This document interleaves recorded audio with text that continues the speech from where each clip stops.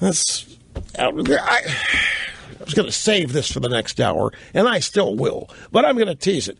There's a piece that I found here. I think it's at National Review Online by Larry Kudlow. Now, Larry Kudlow is the guy that explained baseline budgeting to me when he was at Bear Stearns. Larry Kudlow was an original Reaganite. That's another stack. Yeah, here it is. And it is National Review Online. Larry Kudlow now is at CNBC, or he was. I don't think is he still there or is leaving there or something? Anyway, he wrote a column. Snarking Hillary is not the way to the White House.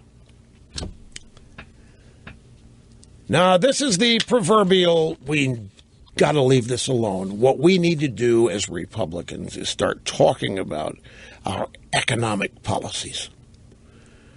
We have got to make ourselves known as the party of positive economic growth, strong national security.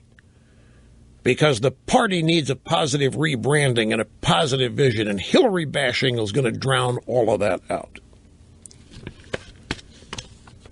I'll never forget. It was 2011, and there was a convention here. It might have been Horowitz's thing in November, Restore Me Weekend or whatever it was.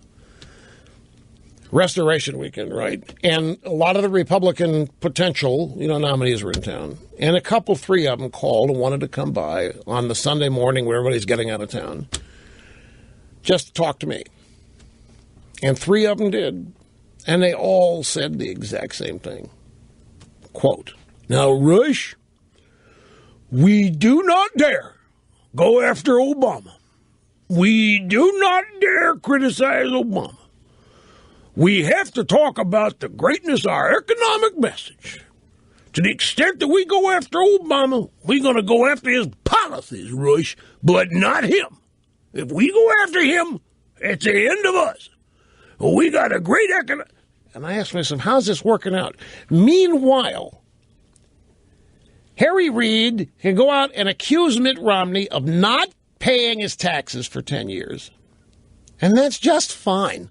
The Democrats do not say, that's not the way to go after Mitt Romney. We must go after Mitt Romney not by personally attacking him. We must talk about the best nature of our policies and how we have the advantage. They never do. All they do is... Now, I'm not talking about going after Hillary to destroy her, but the idea that we got to leave this alone. Do you think...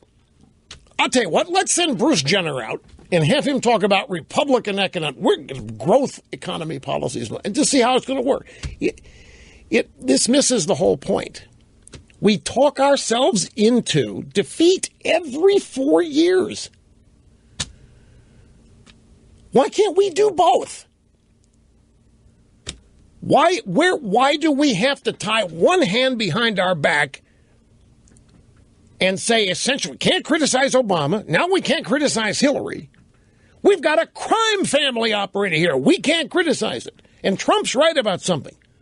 The way to criticize this is not in the usual political sense. This is potential big-time RICO crime that's going on here.